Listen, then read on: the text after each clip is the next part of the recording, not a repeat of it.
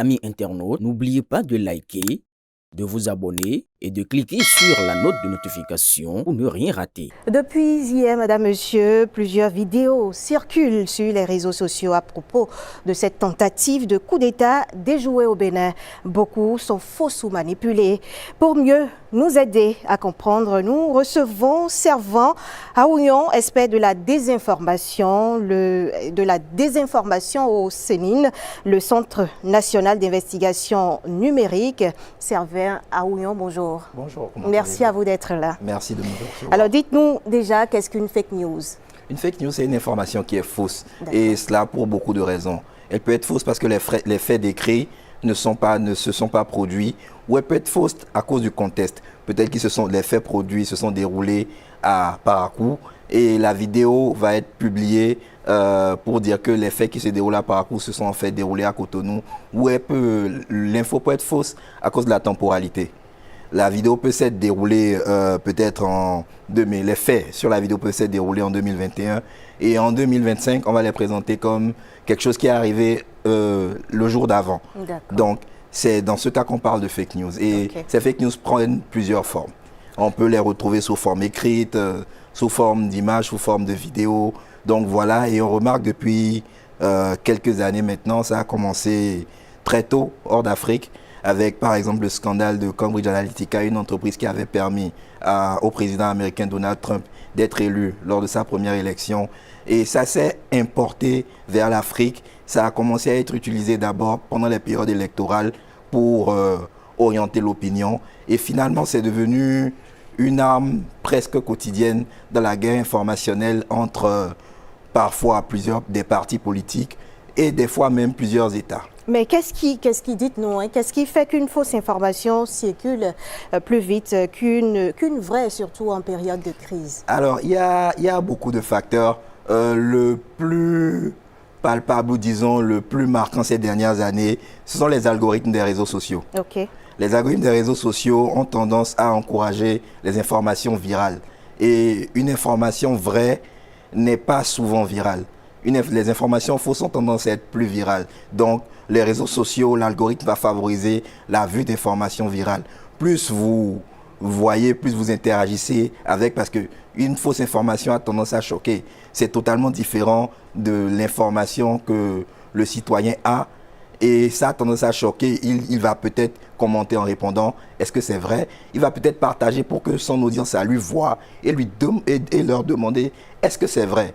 Mais en faisant ça, il donne un peu plus d'exposition à cela. C'est pour ça que vous allez voir dans la plupart des pays où les cellules de lutte contre la désinformation essaient de contrer ces campagnes, on demande aux gens de signaler ces pages et d'éviter de les partager, de commenter, d'interagir avec. D'accord. Alors, pour une meilleure analyse, nous avons des illustrations à l'écran. Sur ces vidéos-là que nous allons analyser, quel indice montre immédiatement qu'il s'agit de fake news? Alors, il y a une chose très intéressante avec cette vidéo. Par exemple, déjà, c'est une fake news particulière parce qu'elle est dans l'air du temps. Elle utilise une intelligence artificielle. Donc, c'est ce qu'on va appeler un deepfake. C'est ce qu'on va appeler un deepfake. Et on voit la personne en entièreté. On voit la personne en entière. Mais déjà, pour ceux qui sont déjà tous les êtres humains, en une minute, en moyenne, clignent des yeux entre 15 et 20 fois. Vous regardez cette vidéo, la personne décrite, la personne présentée la cligne très peu des yeux. Humainement, c'est impossible de garder les yeux ouverts aussi longtemps sans cligner des yeux. Ensuite, vous faites attention au décor derrière. Le décor n'est pas stable. C'est l'un des signes les plus visibles avec les couleurs de la peau trop changeantes, le manque de clignement des yeux. Ce sont des signes clairs d'utilisation d'un deepfake. Et une autre chose que les gens peuvent faire très facilement, c'est de ralentir la vidéo. En la ralentissant à 0,27 secondes par exemple. Cette vidéo, j'ai eu le temps de l'analyser plusieurs fois depuis hier. Entre la 6e et la 7e seconde, vous allez voir un dédoublement de la lèvre inférieure. Et ça, c'est un signe clair d'IA. Quand on ralentit un mouvement, on n'est pas censé avoir de dédoublement. Un dédoublement peut arriver quand on accélère une vidéo. Donc, dans ce cas précis, on sait que c'est une vidéo générée par IA. Maintenant, j'ai cité certaines choses, le clignement des yeux, le décor qui n'est pas stable.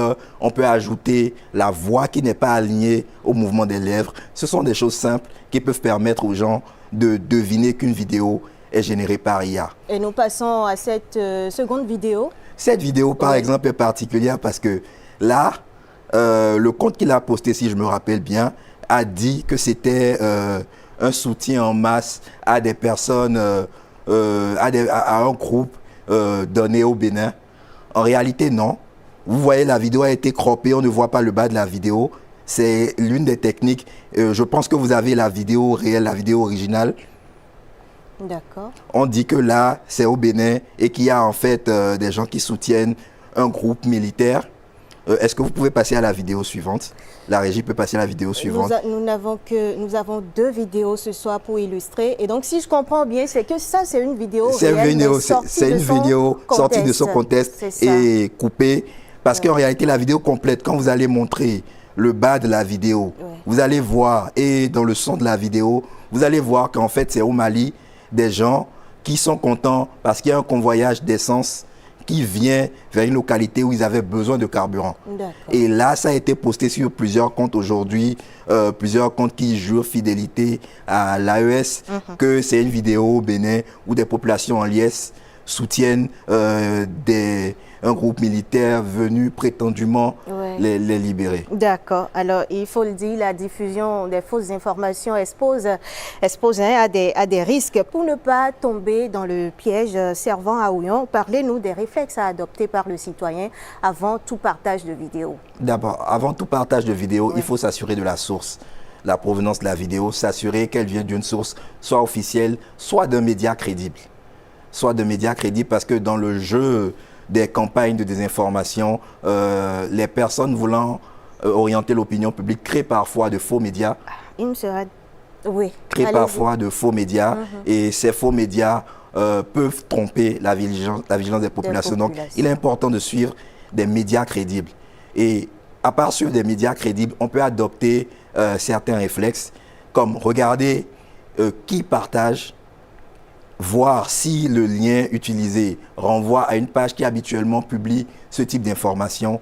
Pour simplifier la tâche au Bénin, par exemple, on peut simplement essayer de suivre la chaîne WhatsApp anti-fake news Bénin, créée ce jour même par le Centre national d'investigation numérique pour éviter de tomber dans le piège de gens qui veulent orienter l'opinion. Parce qu'il ne faut pas l'oublier, aujourd'hui, le partage de fausses informations est puni autant que la création et la diffusion de fausses informations. Je pense que c'est l'article 550 du Code du numérique, si ma mémoire est bonne, qui le punit.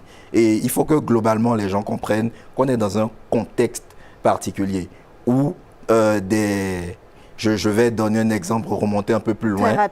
Très rapidement. Donc, par exemple, dans le conflit russo-ukrainien, par exemple, il y avait pour légitimer la position russe, un groupe, une milice assez connue, Wagner, a utilisé des campagnes de désinformation et parfois même reprises par des médias d'État russes, Russia Today et Sputnik, qui ont poussé beaucoup... On va aller au message derrière. Oui, effectivement, poussé beaucoup de gens dans de la désinformation. Donc, ces médias ont été suspendus, par exemple, dans les pays européens.